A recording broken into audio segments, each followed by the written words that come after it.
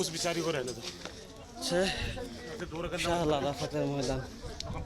এই পাহাড় থেকে জাবাল আরাফাত থেকে আমরা পুরো আরাফাতের ময়দানটা দেখতে পাবো। এখানে রাসূল পাক সাল্লাল্লাহু আলাইহি ওয়াসাল্লাম সবার জন্য দোয়া করছে। এই দেখেন, এইটা হলো পুরো ময়দানের মাঝখানে এই যে টিলাটা।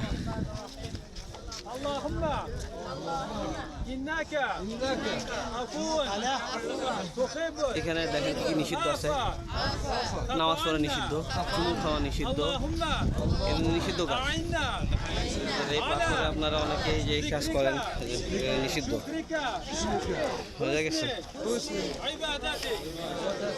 এখানে আমরা অনেক ইমোশনালি অনেক কথা বলি, এই নিষিদ্ধ করা। The Prophet, may Allah's peace and blessing be upon him, did not command us to take this mountain or the pillar erected over it in specific as a place for prayer or supplication, and neither did the companions after him do so.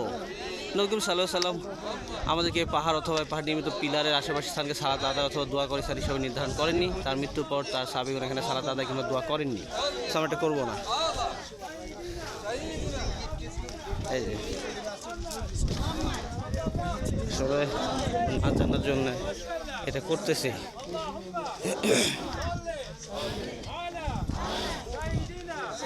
Bangla Bangla বোঝেন? এটা দোয়া করতে না করছে, এটা দোয়া করতেছে কেন? এই ষষ্ঠ লেখা আছে যে আল্লাহ রাসূল সাল্লাল্লাহু আলাইহি ওয়াসাল্লাম এগুলা করতে নিষেধ করছে। এই যে সব দোয়া করতেছে তুর্কমেনিস্তান বা তুরস্ক। কই কাকু কই?